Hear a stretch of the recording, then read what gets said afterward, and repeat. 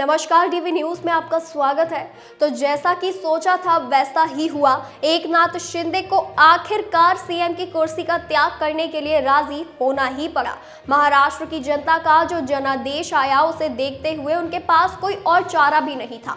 देवेंद्र फडणवीस ने महाराष्ट्र के मुख्यमंत्री की कुर्सी पर वापसी कर ली है, लेकिन ये उनके लिए कांटों का ताज साबित होने वाला है। महाराष्ट्र विधानसभा चुनाव में भाजपा की अभूतपूर्व जीत के बावजूद जनता ने अगर भाजपा को भरपूर समर्थन दिया है तो वह अपनी उम्मीदें पूरी होने की उम्मीद भी जरूर पालेगी। बीजेपी के विधायकों की अभूतपूर्व संख्या के चलते फडणवीस कुर्सी पर टिकाऊ बने रह सकते हैं, लेकिन सरकार के मुखिया के तौर पर उन्हें हमेशा दोधारी तलवार पर ही चलते रहना होगा। उन्हें ये कुर्सी ऐसे समय में मिली है जब राज्य की माली हालत बहुत अच्छी नहीं है। एकनाथ शिंदे के नेतृत्व वाली महायुति सरकार ने चुनाव से महज कुछ महीने पहले लाडली बहन योजना शुरू कर अर्थव्यवस्था पर दबाव बहुत बढ़ा दिया है। पहले से चल रही लोक लुभावन योजनाओं के अलावा चुनाव के दौरान भी कई नए ऐसे वादे कर लिए गए हैं जिनके लिए पैसा कहां से आएगा। अगर कहीं से आ भी गया तो विकास के काम पर खर्च के लिए पैसे कहां से आएंगे,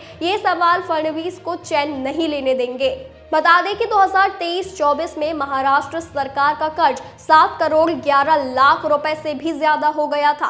लाडली बहन योजना के चलते सरकार पर 90,000 करोड़ रुपए सालाना का बोझ बढ़ गया है। इस योजना के तहत मिलने वाली रकम 1,500 रुपए से बढ़ाकर 2,100 रुपए प्रति माह करने, किसानों का कर्ज माफ किए जाने जैसे चुनावी वादों को पूरा किया तो खर्च 2 लाख करोड़ रुपए तक भी जा सकता है। यह अनुमान सरकार का ही है। ऐसे में फडणवीस के पास सीमित संसाधनों में चुनावी वादे पूरे करने के साथ विकास की उम्मीदों को भी पूरा करने की चुनौती रहेगी। जीडीपी प्रति व्यक्ति आय के मामले में देश में महाराष्ट्र की बादशाहत पिछले कुछ सालों में हिली हुई है। इसे वापस लाना फडणवीस की बड़ी चुनौतियों में शामिल होगा।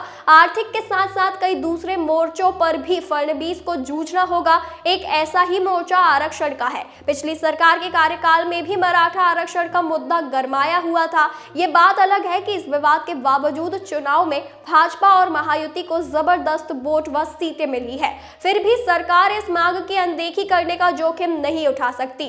राजनीतिक मोर्चे पर फडणवीस के सामने फौरी तौर पर विभाग बंटवारे की चुनौती रहेगी, लेकिन गठबंधन के साथियों के साथ सामंजस्य बनाए रखने की चुनौती हमेशा रहेगी।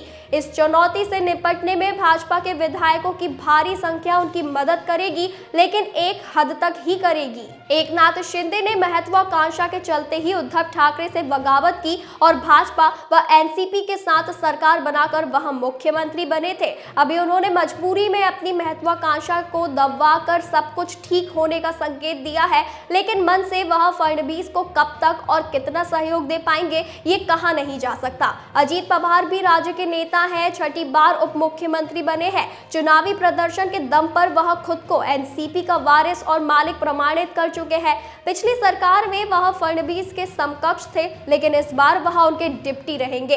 ऐसे में उनके आत्म अभिमान को ठेस नहीं पहुंचे। फडणवीस को हमेशा इस बात का ख्याल भी रखना होगा।